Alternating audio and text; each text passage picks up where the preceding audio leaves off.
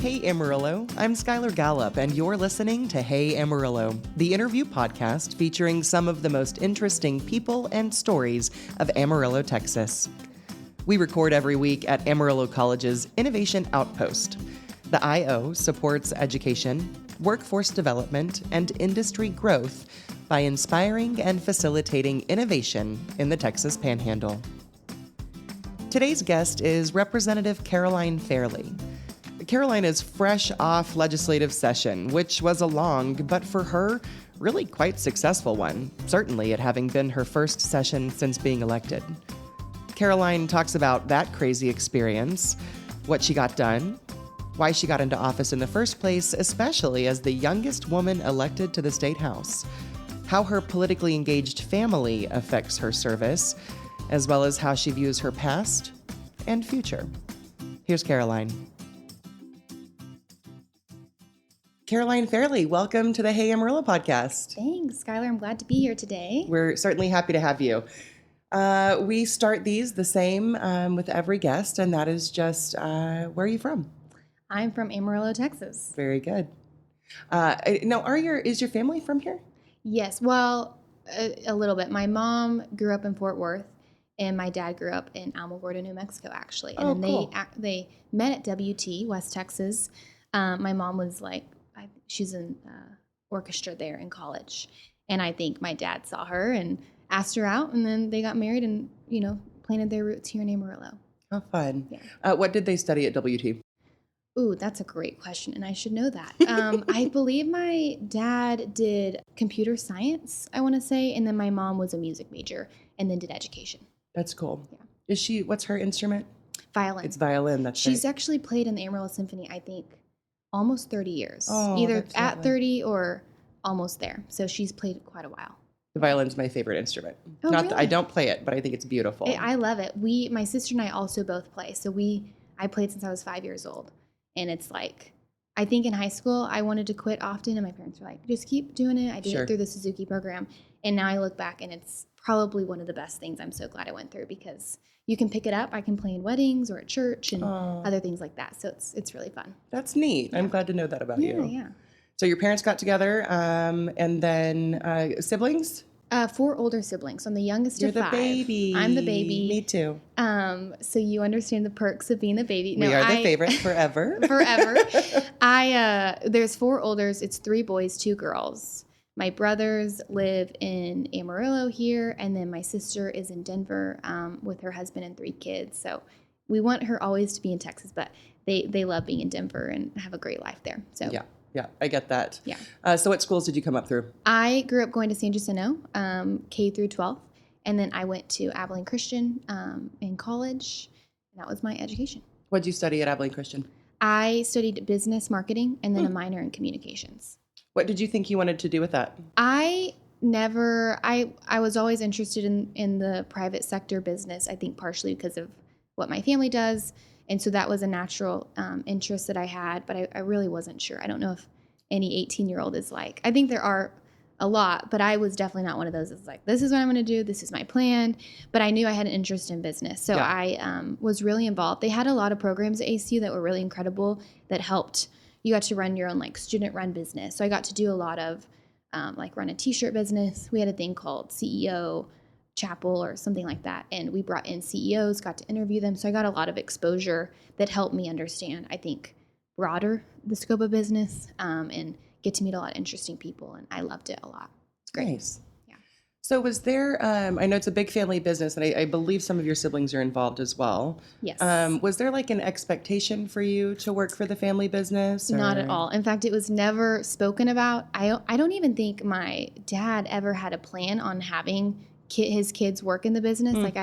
I remember when he first started the company, he had gone around. I think I can't remember what time Caleb, the oldest, after he was a professional cyclist, my oldest brother, lived in New York for about 10 years, raced professionally, and then moved back home to Amarillo, was, I think, going to start working in the family company. And I think at that time we were navigating what would that look like. And so I remember he told us, my dad went to go meet with 10 CEOs all across, Texas and the country that he knew, and that were family businesses, to figure out what worked and what didn't work. Oh, like nice. If you're going to work with your kids, you know, you've heard there's like horrific stories that can happen with family companies. So he sat down with these CEOs and asked them what worked, what didn't. And the main two things they said was, one, don't give your kids raises they don't deserve, and don't give them promotions they don't deserve. And so we all have, you know, worked from the bottom and had to kind of work our way up. And obviously the expectation is different because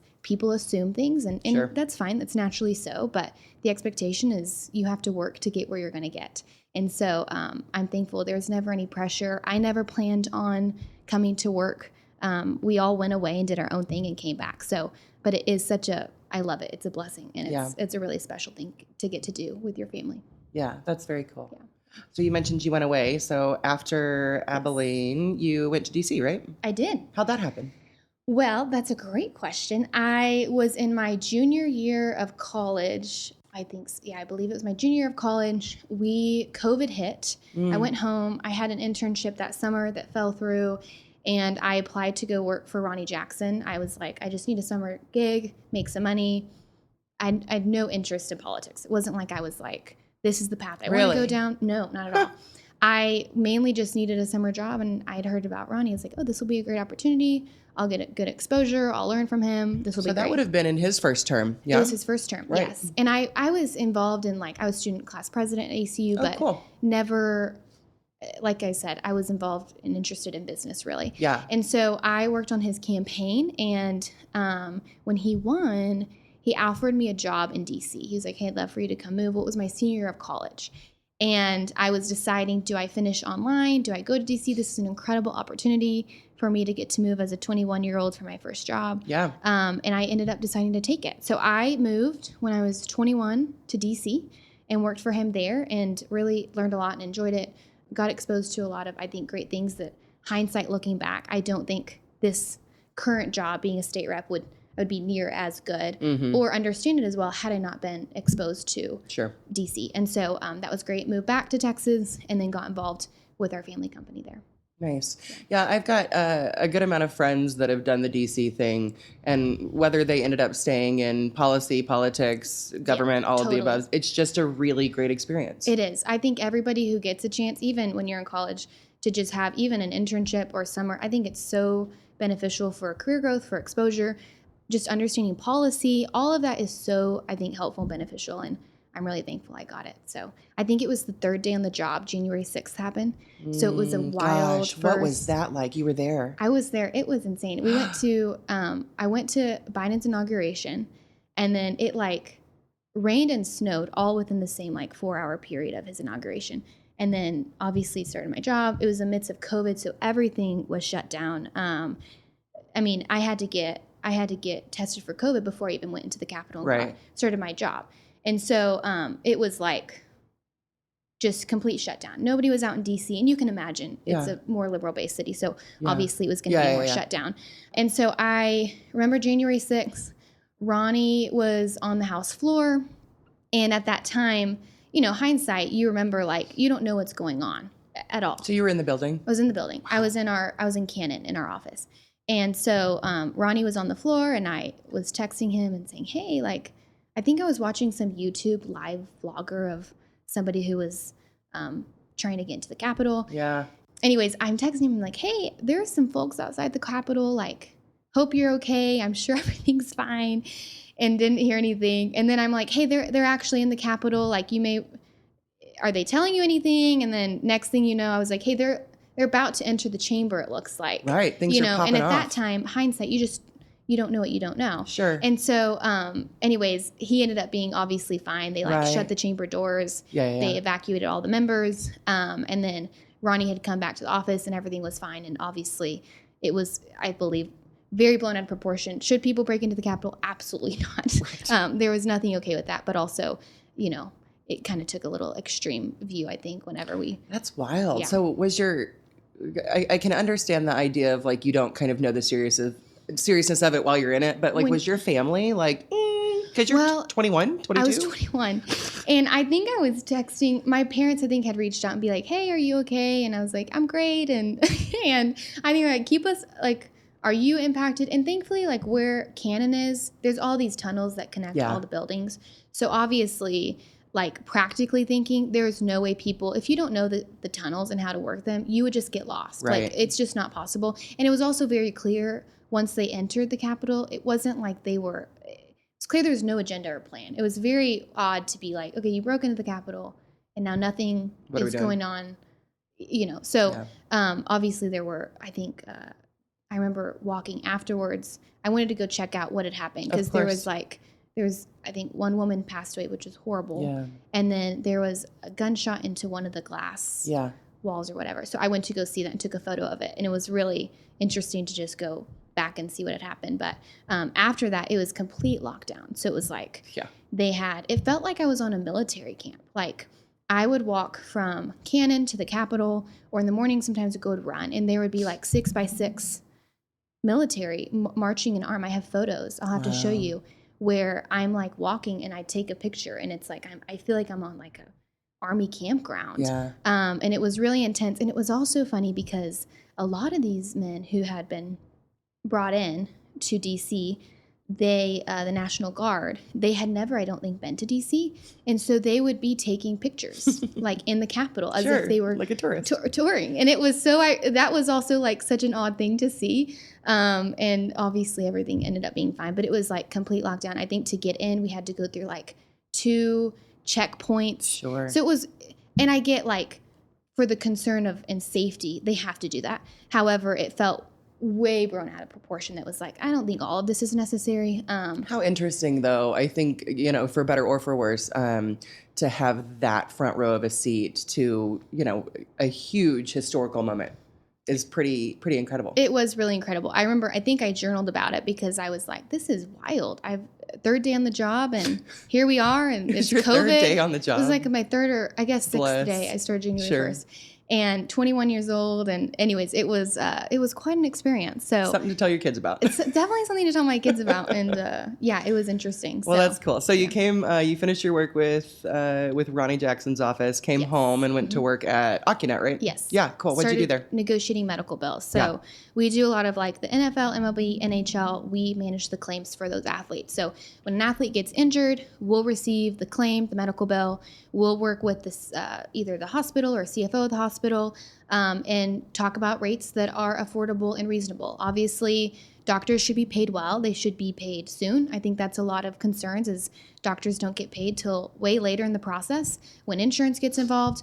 But also 5,000% of Medicare is not sustainable for anybody. So we really are all about relationships. We want to find middle ground between, advocating for our patients and, who we're managing risk for, but also making sure the doctor gets paid well and gets paid as soon as possible. And it works really well because when we get on the phone, and it's honestly just, I think, part of life that we should all be good at is sitting down, having conversations, talking about the things we may disagree or agree on, and let's figure out a common ground.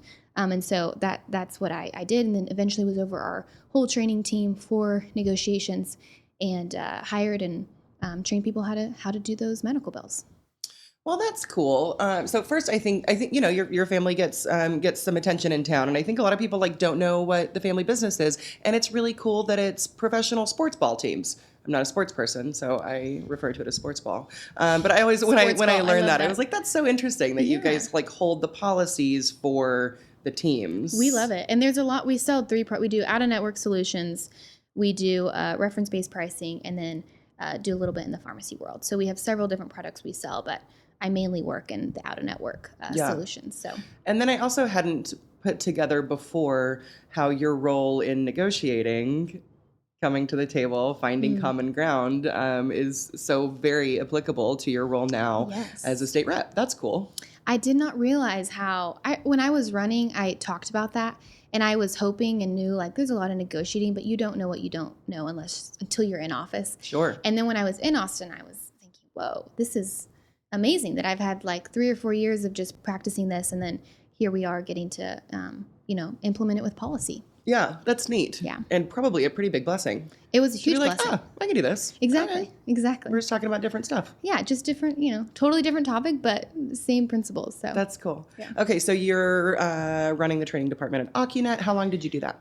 A few years. Cool. Mm-hmm. And then And then you were like, why don't I go be a state rep? Why don't I run for office at 24 years old? So, when people are like, your life experience, I'm like, well, mine is a little, if I'm honest, very much so a little limited considering I'm now only 26. So, anyways, but yeah, then I decided to run for office. How did that happen?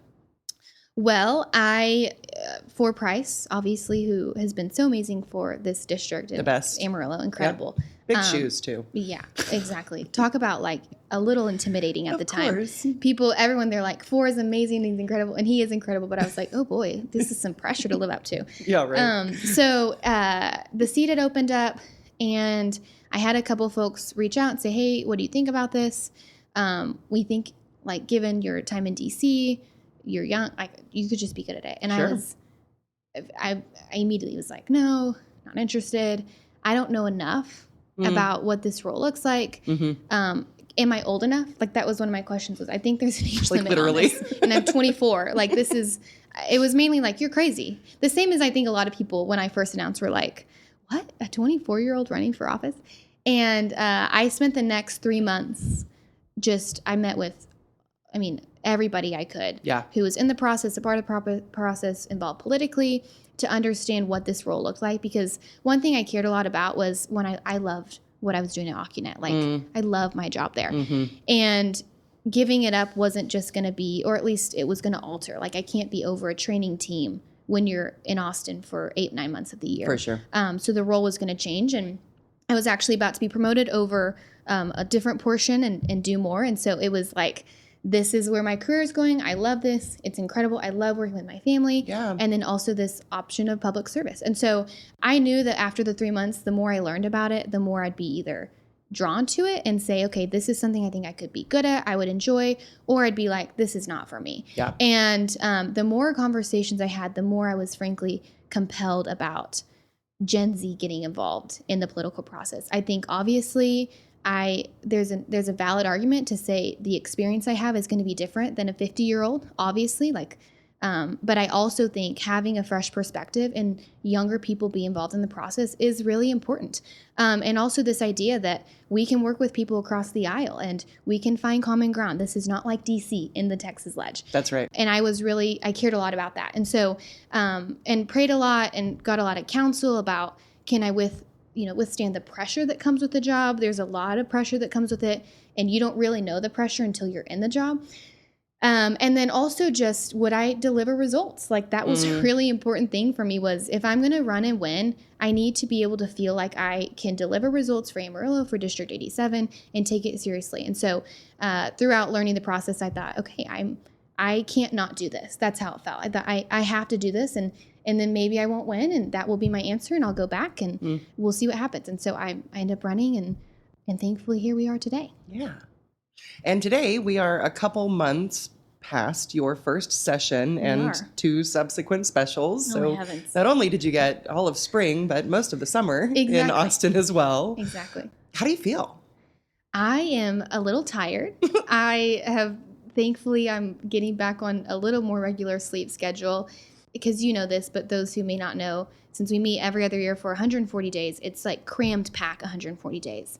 And then when you have 2 specials, people are tired, tensions get cranky. People are cranky. Oh my heavens, yes.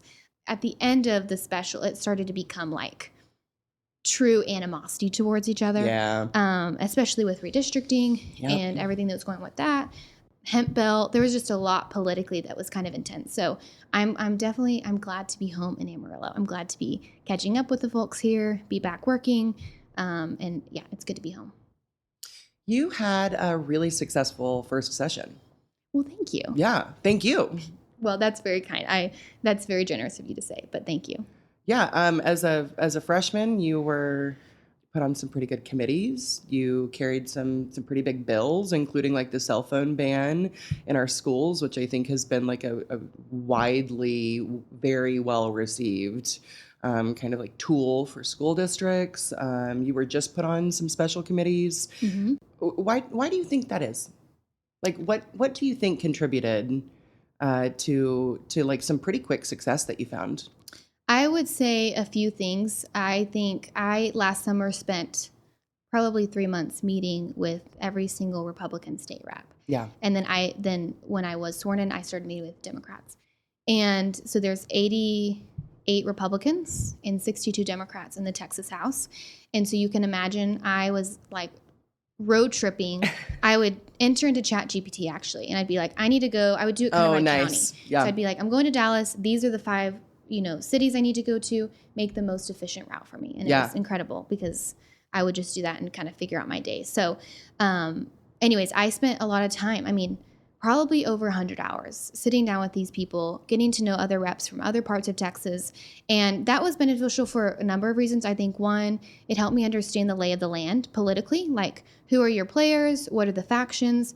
There's a lot of, if I'm candid, political animosity between the Republican caucus right now. And I think to some degree there will always be. I think when you have the majority, there's just tends to be that struggle for power. You see it in other states that are a majority. And so in some ways, I think that's good too. It's like part of democracy. You can have your opinion and say what you think. And so anyways, that was really helpful, meeting with all these other reps, understanding too what they care about. I think that's something that when you understand what someone in East Texas cares about or Dallas, it helped me better understand how can I connect with them on legislation I'm carrying and also understand where they're coming from if they have concerns about water or rural issues or healthcare. I mean, so many issues are rural versus urban rather than R versus D. For sure. So I think that was helpful coming into the session, already having established relationships.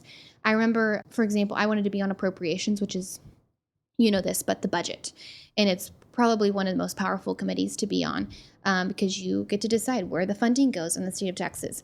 And I met with Chairman Bonin, who's the chair of that committee, like 3 or 4 times to express, hey, I want to be an advocate. I want to be on the team. I want to be helpful. I really want to be effective for my district, and I would love to learn from you. And I think that was helpful. I made it very vocal about things I cared about. And I think people underestimate when you at least tell somebody, I'm interested in this. Yeah. And I would like to be helpful and I'd like to learn from you. Yeah. Most people say yes, honestly. And so I think the relationship part was really the key. I made a really hard vote for the speaker. That was a really controversial speaker's race. We wouldn't go into all the detail of that. That'd be like a whole other podcast. But that was I was in a minority of voting for the speaker. And thankfully, I think at that time in January, I got called all kinds of names, Skylar. I was blown away at the amount of social media about other members. I mean, it was a very intense first 2 months for me. But ultimately, I voted for the guy who I thought would be the best leader for the House, the best leader to deliver results for us. Speaker Dustin Burrows, he's from Lubbock. And so having representation for the Panhandle like this is, I can't emphasize enough how impactful it is for us here in Amarillo.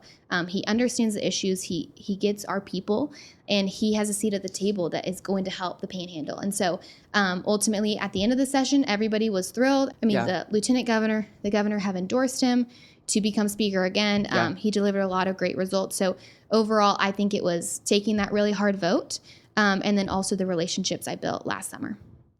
Yeah, I can imagine going in.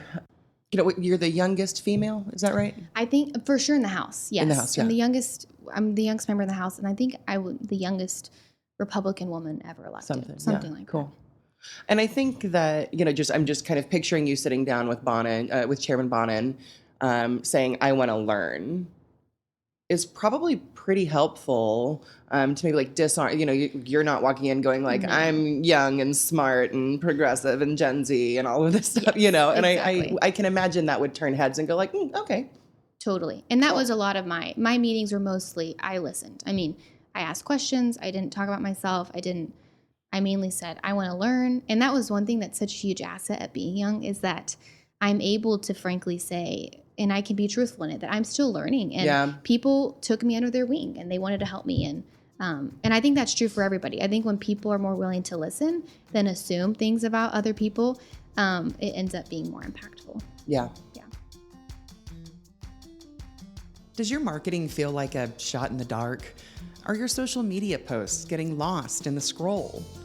Unlock your business's potential with SKP Creative. They know your audience and design posts that reflect your brand and drive real engagement. From scroll-stopping social media content to powerful traditional marketing, graphic design, and website development, SKP Creative covers it all. Are you ready to elevate your feed and turn your marketing into a success story?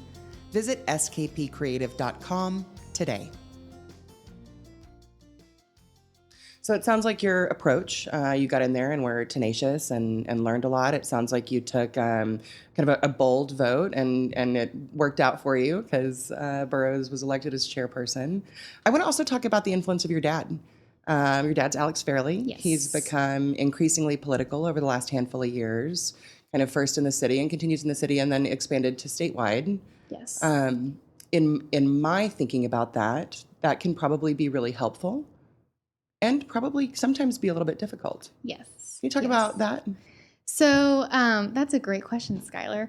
Yeah, my father has become, I would say, more politically involved statewide now than locally, and has quite a reputation now here in Texas that I think, honestly, both sides respect him a lot for the stances he's taken because they're practical, they're common sense, they're just good. I think they're great. So anyways, I remember when I first ran, obviously that was a concern about being able to understand that people were going to assume. Yeah. I think the most thing people would say is she can be puppet for Alex Fairley. And I remember having to answer those questions and talk about ultimately I am my own person. I'm independent. I'm very close with my father. I think I'm very inspired by his leadership and humility and admitting when he might be wrong, but also willing to come to the table and find actual solutions. I don't think we have as many people like that in politics anymore. Anyways, ultimately, though, I knew that the way that would be shown is just through the work. Like, ultimately, people can assume, but depending on the things and the results I deliver is really by my own accord and how much work you put in. And so I think that this session really showed that. But I would say mostly when you talk about hurtful and helpful, I think, one, the people who assume that I'm going to be owned by Alex, I will never change their mind probably. Honestly, like there's a portion of people that I think I can show you what I did this session. I can tell you all that I've done. But ultimately, if you think that, I'm probably maybe not going to change your mind. And I've kind of got to keep going. Yeah. And then I think that the people who are supportive, which is frankly, probably I would say 99% of people who think it's incredible and amazing and awesome. And so I would say mostly it's helpful in the sense of people respect his stances and what he's done. Obviously, we're two individual people who work in our own capacity and want to influence different things. But I'm mainly also just proud. Like, I'm so proud to be a part of a family that cares about mainly sitting down and having the hard conversations. Like when you look at the RPT party right now, trying to censure members off the ballot because they don't like him. When my dad took a stance on that and said, this just isn't democracy. Like, we cannot do this. People respect that. And I'm really proud to be a part of a family that believes in that and also have parents, my mom equally so, to have parents that mimic and live out these beliefs that we should live by. And by no means are we always perfect at all, but I think it's a really unique and an incredible opportunity. That's lovely. I think to the headlines and the people, it's Alex Fairley, this big political dog, but he's your dad. He's my dad. He's your dad. He's the dad who I remember in our household every Sunday morning, the oldest in the household got to have coffee with dad. It was like our thing, And I remember I waited, I'm the youngest, so I had to wait like 16 years to get to have my Sunday morning coffee with dad. And by the time my next oldest brother, Christian, graduated, we got to have our morning coffee. And obviously we would still get lunch other times and stuff. Right, but it was this thing. He's my dad. He's been so intentional with all of us. And he's a great role model. That's cool. All right, back to you. Yes. I want to hear just briefly, I want to hear what it's really like in the building during session. Like, what's it like? It is a wild show, I will tell you. I am it feels like a middle school playground. If I could just be candid with you. And I tell this to people, it feels like a middle school playground. I'm triggered. I hated middle school. Then that is how you probably would feel. No, it's very interesting. It's a lot of literally it's all about relationships. I cannot emphasize, if you're going to go into the Texas House and be aggressive all the time and bash people all the time, you are just not going to get things done. Yep. And that's true of life. It's really true of life. I would say it feels like a middle school playground. It is definitely, there's a lot of petty moments. It's very intense. Long days, long hours. The more you get into session, the more intense, the more petty it becomes. Yeah. There's a lot of, and not always between Republicans, it can be Republicans and Democrats. There's a lot of, I think, healthy debate that goes on between good policy, bad policy. And then there's a lot of just, I would say, you really make your job what you want it to be. Like, I would say there's a portion of members that show up to Austin and they want to go out every night and have a good time, and they don't care as much about policy, and that's their decision. And then you also have another portion of members that say, hey, I actually want to deliver results. I want to pass policy. I want to be effective. I want to work hard. And those are the ones that frankly end up rising to the top more because frankly, that makes sense, common sense. And then I think there's a portion that loves to be on social media and tweet all the time rather than pass policy. So there's just different factions, and cliques. That was what was really, it's like different cliques. Right. And each clique kind of runs with their group, and that's how it works. And so, but that, I would say that's something I didn't know within really the whole caucus is the different factions that go on. There's definitely, I feel like when people ask me, who's your closest friend in the Texas I was going to ask you. Who'd you make friends with? Well, I made friends with a lot of people. Good. Hopefully. I would say, well, one, you have to be mindful because obviously it's a job. So you have friends with people, but you also at the same time are keeping in mind that, like, I'm here to represent my district. So we're not going to agree on every policy. And so the members I became close with were the ones that I could say, I'm not with you on this bill. I can't support it. And we could still have dinner that night and get along fine. And they understood. Yeah. But the members who would be personal and say, this is horrible, you know, this isn't conservative, you're wrong, this doesn't make sense, when it was a water issue that said, this is best for Amarillo, I'm going to support this bill. Yeah. That really was differentiating between who your real friends are and who you can get along with and who you can't. Yeah. We're the ones that understand. Everybody has to represent their district. I can't be offended when someone from East Texas doesn't want to support my water bill because East Texas has different priorities than sometimes West Texas. So I would say there were a handful of members that I became close with through that. Nice. What are you most proud of from session? I would say, can I name two things? Sure. Does it have to be one? It's great to have more than one thing. I have a couple of things. I'm really proud of, I was really thankful, let's just say, and this was a team effort, of the funding that we delivered to this area, Amarillo, District 87. We delivered over $30 million for different things here, and I was really proud of that, whether it was wildfires, a couple of local things here, and I felt like that was a real impact to help the community. And so I was really thankful because I was on appropriations to have a seat at the table. Obviously, it was definitely a team effort, not just me. Sure. But I was really proud of that. I was really proud of some legislation I passed, it was, like the phone bill. Yeah. I did not realize how beneficial that would be. You know, you don't realize, and I think that's the fear sometimes when you pass a bill, is what are the unintended consequences? And I think sometimes the thing I learned this session is, one, there's a lot of unfunded mandates. And then there's a lot of bills that just legislators aren't thinking about how it impacts all of Texas. And they pass the bill because it sounds great, it looks good, they get a news hit, and blah, blah, blah. And I care a lot about, like, if I'm going to pass a bill, how does this impact all of Texas? And is it practical? Does it make sense? I care more about less regulation. And so with this bill, I did have a concern about, ideally, we don't want the state involved in our schools like that. We don't. But then we also heard a lot from teachers and educators saying we need the state's back on this and we need help. And so that was a really fun bill to work on because I worked with a lot of representatives on the other side of the aisle, Democrats. I had a lot of strong Democrat support on that bill because it was just a common sense legislation. It's a very nonpartisan issue. It is. And what was interesting about that bill when I was negotiating, you know, kind of the final bill, the language of the bill, at first there was conversation about being in a pouch. Are we going to force all school districts? And I said, well, when you look at the fiscal note of that, it is going to be insanely expensive. I mean, those pouches are $20. Yeah, to force every school district to purchase pouches for every kid's cell phone. Yeah. And unless the state can fund it, I would assume they want probably that money to go somewhere else. Probably not to the pouches. Yeah. And so, but it was interesting in working with different parties, the different viewpoints. Like for Republicans, they were more like, this is good, it's kid safety, they're not looking at porn, they're able to focus in class. And from the Democrat viewpoint, it was a little more of the school safety portion they were concerned about. Obviously, both sides care about school safety, but it just obviously because of just the two different political beliefs. Right. They're going to have different opinions on the bill. So I really loved getting to find the common ground between two different parties about how do we find a common sense legislation that doesn't require pouches, that is, keeping in mind school safety is very important, but at the middle and at the end of the day, that protects kids from not being on their phones all day and helps teachers get back to teaching their kids. And so that took a lot of work behind the scenes negotiating to find the final bill. And I've been really thankful about how that's ended. I've had I had a bomb threat, maybe it was 2 months ago. Over cell phones. And it was I was probably a 16, 17-year-old kid who called. And he was like, I think half the time they call me Congresswoman, cool. which is we'll which is totally fine. I take it. I'm like, I'm in DC. Maybe Austin. one day. Maybe one day.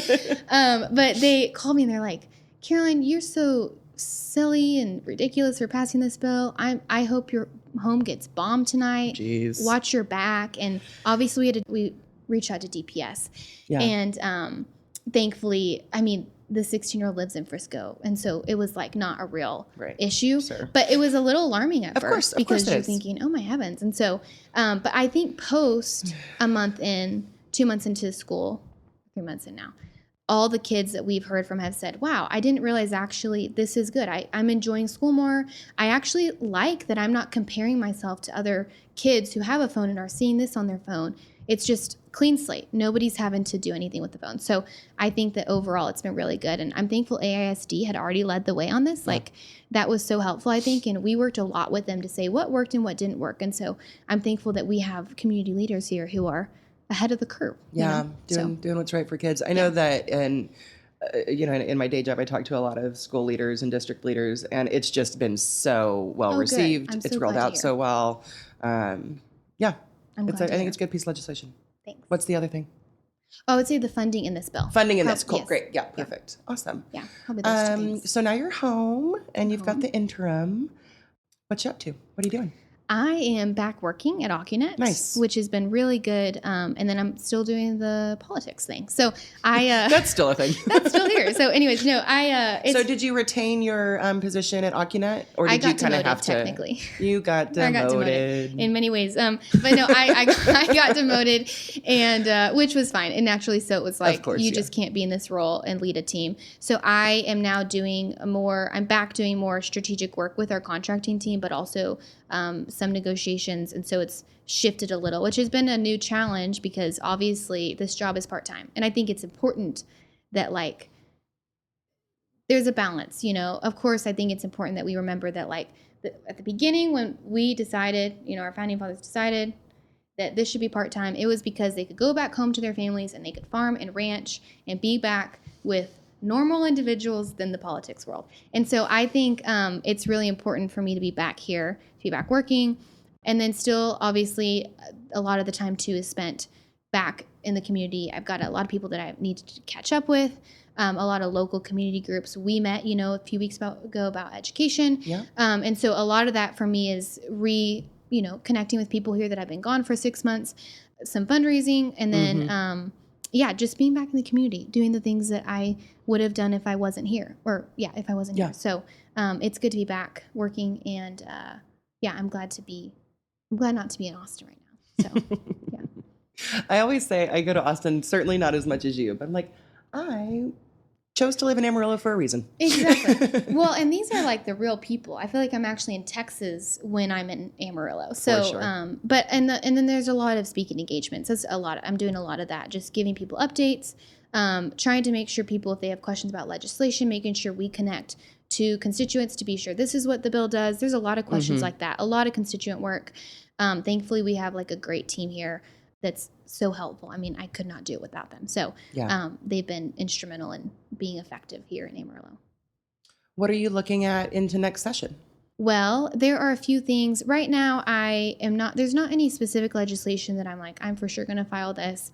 I'm really interested in learning more about, obviously, water. that topic is so complex. And when I served on natural resources, I thankfully got exposed to a lot. But it's just it will be a huge fight next session, I believe. It was a little controversial this session, but I think as we start passing more legislation that's based on individual districts, it will become a big fight. You know, everybody wants, like, we want East Texas water. They have so much water. How do we get it? Yeah. You know, then you have the Dallas fight. It's just so complicated. Anyway, so I'd say water. I also think I care a lot about education, and I care a lot about figuring out, we have so many regulations for education. And I think this is a bill we talked about that didn't pass, but I'm hoping to work on it, is the teacher trainings. How many trainings teacher have to take, which obviously we need our teachers to take trainings, but let's be mindful of how many we need to actually mandate. Because I think we talked about this. There's several that you're just like, I don't think they do a lot. They do a lot, yes. So education, obviously rural healthcare, still looking at that. That's a very, I feel like, highly complicated issue. And then kid safety. I did a lot of bills on kid safety. I think with the development of AI is incredible. I think it's awesome. I think there's also an element about kid safety of, you know, you've seen these chatbots that are talking about sexual comments. You've seen ChatGPT. I think there was an article about, was it a boy who got married to ChatGPT or proposed something? I missed that one. Yeah. And so there's just an avenue of, and I'm learning as I'm going about what does it look like, because we don't want to overregulate. I think we want to allow that to grow. And I think it's an incredible new development. And I think, you know, I use ChatGPT, but I also think when we talk about our kids and what they're being exposed to, big tech does not care about our kids. That's right. They care about their bottom line. Yep. And I'm very passionate about, what does the line look like? I mean, as a lawmaker, your priority is to protect the citizens. And so if kids are being victims of, you know, sexual predators, pornographic material that's now through AI, like, I have full stop, no tolerance. And so I'm really interested in that. But yeah, those are a few of the things. Obviously, this last session, I was really mindful of members file like 50 plus bills. And we just don't need that many bills passed, honestly. We pass way too many bills. And I get it. Like, it's fun to pass bills. I love passing bills. But like I said, there's a lot of unintended consequences. So my first session, I tried to focus on, like, I only filed probably 12 bills, 12, 13. I passed 10 of them. And I tried to just be... Which is pretty remarkable for a freshman. Well, thank you. It is. I enjoyed it very much. I did work very hard. So this next session, I'm more focused on doing that same thing about, let's be mindful about the 13, 15 bills I want to file. And then I have room to work all of them. I'm not just filing them to file them. So I would say right now it's still in the learning process of, even from hearing from constituents about, hey, we really care about this bill. Could you help us with it? And that's my favorite work, is when constituents come and say, hey, Caroline, we need help on this issue. Can we pass a bill on it? And I'm like, let's find the answer. What can we do to help? And figure out if there's anything we can do. Yeah. I'm just thinking about the bigness of, you know, specifically when you're talking about AI and the implications it's going to have on our young kids, whether it be from sexual content, from untrue content, and being able to determine what is real and what is not moving forward, and, you know, the mental health and all of that. That's a big problem to try to look at. It is a big problem. I think I care about because I'm 26 and I understand a little bit more, I think, than probably your 50-year-olds, because I grew up in the digital world. I did, you know, and thankfully my parents were, I think when I was 13, the iPhone came out in 2007. So, like, I was 8-year-old. Like, my parents I didn't get an iPhone until I was like a senior in high school. Sure. But even now, the developments of it for kids, and I also think a lot of it's a culture issue. Mm-hmm. There's not a whole lot. I believe we can pass policy that helps. We can obviously try to protect kids. Obviously, when it's like, I passed a bill about pornographic AI material, that it's a criminal offense. And anything AI pornographic is not okay. So we passed that. But I also think a lot of it's culture, like parents realizing we've got to be mindful about what our kids see. We've got to be mindful about what they're exposed to. We've got to protect them. And obviously I think you can be innocent but not naive. And I think that we can educate our kids in a way that protects them. But I also think, we've got to be aware of what's at least out there. And I think it's hard because I think big tech manipulates to say, hey, you have this, for example, Apple. We got the Apple and Google, really big tech, sued the state of Texas yesterday over a bill I filed, the App Store Accountability Act. The what? App Store Accountability Act. It's the bill that allows parents to approve or deny, and then it doesn't allow big tech to sell minors' data online. And we knew they would sue. So they sued yesterday. Well, the issue with this is that at the end of the day, big tech only cares about their bottom line. Like they're creating these new developments so that kids are more addicted to content, so that we're more addicted as adults to content. It's just part of it. And that's fine. They're in this, they can do that. But when it comes to, they have a family plan that they say, you know, here's these age ratings. So they put out content saying, hey, Skylar, for your kiddo, here's your family plan that you can implement so that your kid isn't exposed to pornographic, sexual, whatever material. Yeah. Well, when we looked into their age ratings on their family plan, their definition of different age appropriate items are for like a 13-year-old, mild pornographic material, mild violence, fantasy, anything like that. And I think like drugs and all of that. So their age ratings are misleading to parents. So they act like to the consumer, we're pro-family, we want to help you. Yeah. But when you go do the detailed research, your kid has access to all these kinds of apps that are totally inappropriate for a 14-year-old that most people would agree. And that's my issue. It's not that we need to regulate, but I'm more like big tech, be transparent. Yeah. Like, at least just be transparent. Right. Don't act like you're protecting kids when you think a 14-year-old should be able to look at pornography. Right. And that's really my issue with what's going on. Anyways, sorry. That was a rabbit hole. No, I mean, I think it's good. I think it's good legislation. As a parent, just hearing that, I was unaware of this piece of legislation. As a parent, just hearing that makes me mad because I'm like, no. When I set my kids up on, you know, whatever, and do my due diligence as a responsible parent and put parental controls, the idea that whenever I check, okay, my son's 11, so I'm going to check in that, you know, 10 to 13 range or whatever, the idea that that's not enough is misleading and distrustful. Exactly. And like, I think unfair. It is. And that's why we passed the bill. Was when we found this out, we were like, okay, Apple, you're not being transparent. Apple and Google, really. You're not being transparent about these age ratings. Like, I remember when I started doing a deep dive for a 14-year-old, there was an app. Actually, I think it was rated, don't quote me on this, but I think it was rated like 7 and down, under.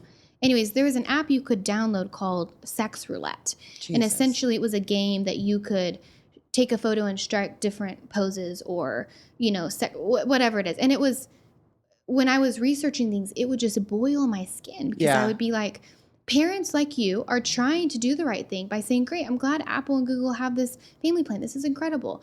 I mean, it's not your fault you don't know. I didn't know until I researched it and thought, whoa, they're totally misleading the consumer. And I just have zero tolerance for that at all. I think about like my nieces and nephews and think about like if they, even victims of predators online, they have all, that's still also allowed within this family plan. It's a whole big world out there. It's horrible. Yeah. So.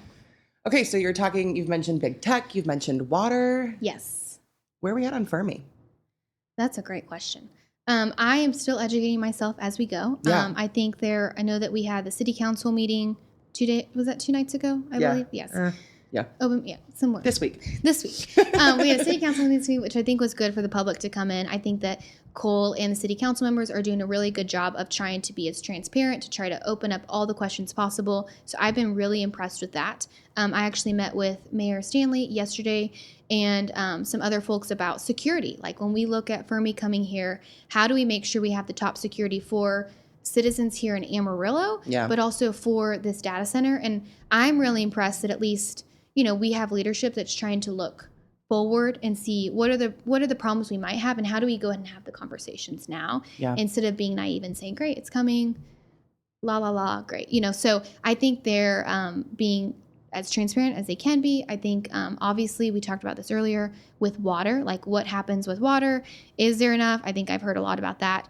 Obviously, based on my information and research, I don't think that's as big of a problem as we think it is. And I think right now it's educating citizens of Amarillo and the community to understand why the water may not be an issue. Like I know with I believe it's with the data center, the water is reused. So there's no new water added. And then a lot of the water is brackish water, which is water we don't drink every day. So I think obviously there's still a lot to learn. I'm still learning a lot. I think it is a potential incredible opportunity for Amarillo, for us to be put on the map, for new jobs. I mean, it's really an incredible opportunity. So I think the question really is, in the next year, how are we doing the best we can to inform the citizens, to be sure we're being mindful of what's coming up, and just look at what we need to do to make sure it's successful. Yeah. I think there's a lot of learning. A lot of learning. To occur for everybody, you know? Exactly. Yeah. Yeah. Okay, so 26, you said? 26. 26. First session as a state rep. I think by all accounts a very successful one. Where are you headed? What's your horizon plan? Are you going to sit state rep? Are you going to go back to Aquinet after a couple sessions? Or are you going climbing up this ladder? I have no plans right now. I feel like That's always the politician answer. I know by it the is. way. I agree. It is the politician answer, but I think because I'm so young, like I don't know. I'm planning on running again. Cool. I loved it. Like I'll run again. Hopefully I won't have an opponent.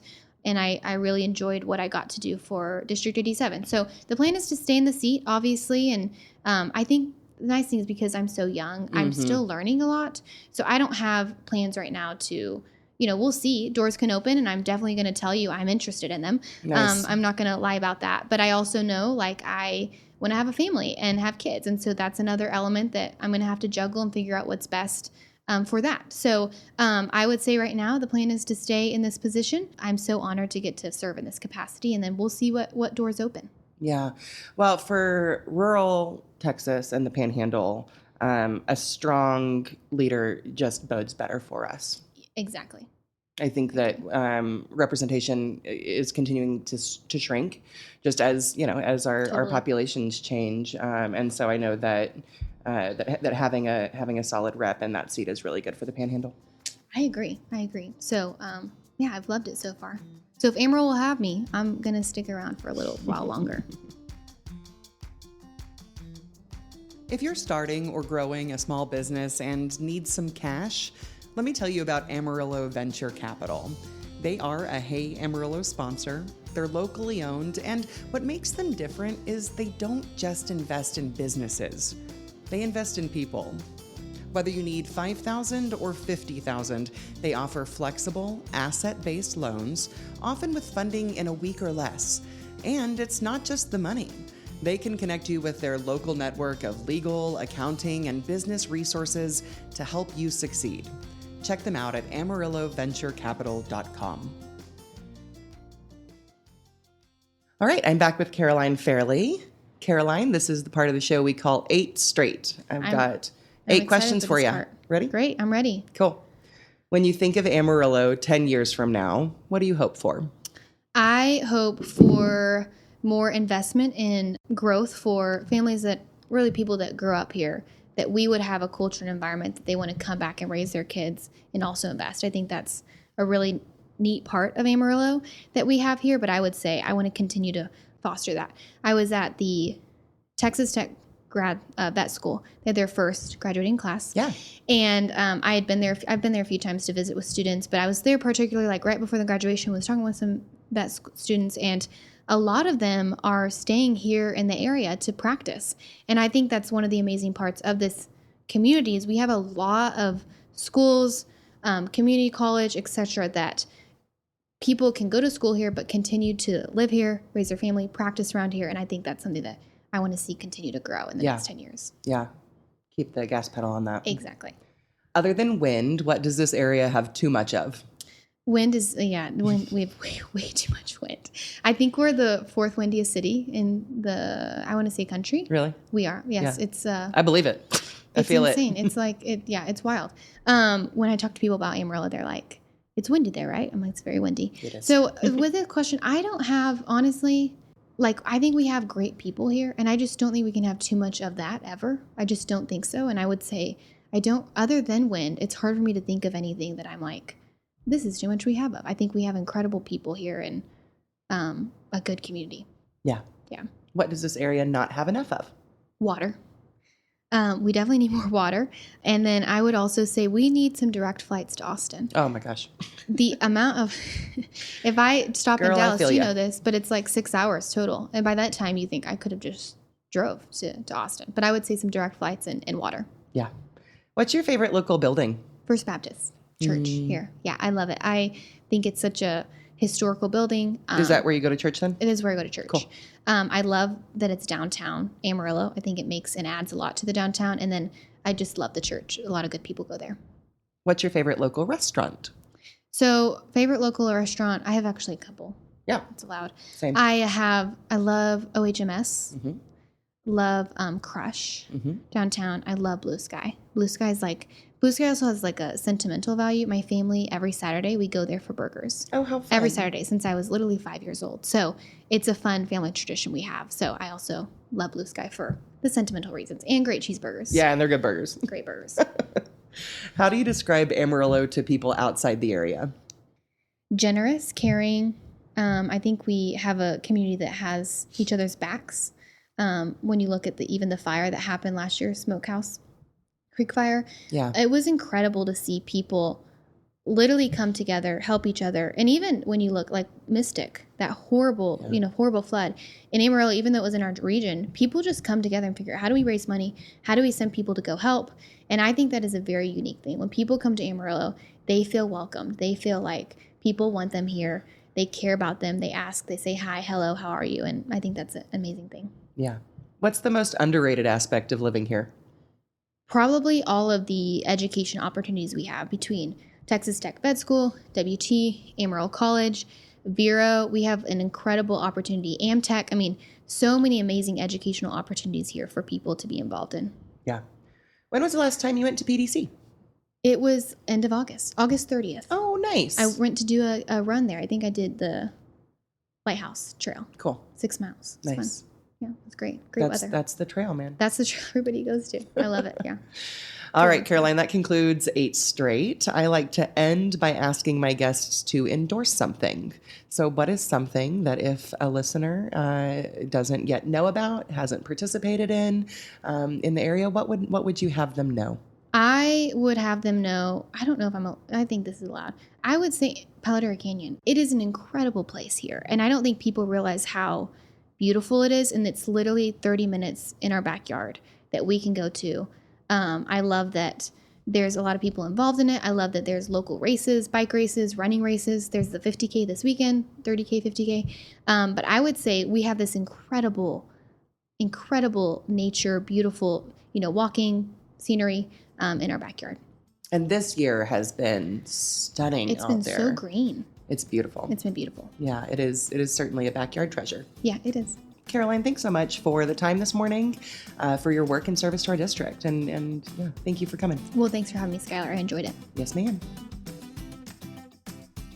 Get ready for more electrifying music from the Amarillo Symphony.